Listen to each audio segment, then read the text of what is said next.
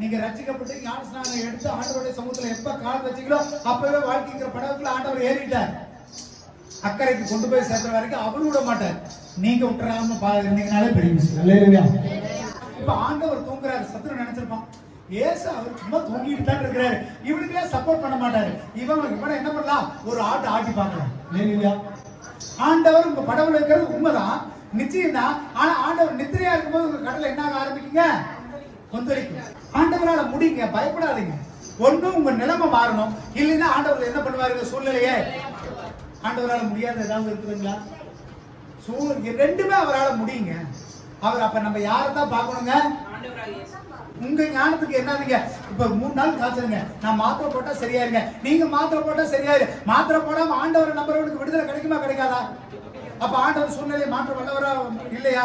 ஒண்ணு உங்க நிலைமையை மாற்றுறதுக்காக ஜெபம் பண்ணுங்க, இல்லைன்னா அந்த சூழ்நிலையை ஆண்டவர் மாற்றி உங்களுக்கு சாதகமா மாற்றுவார். அல்லேலூயா.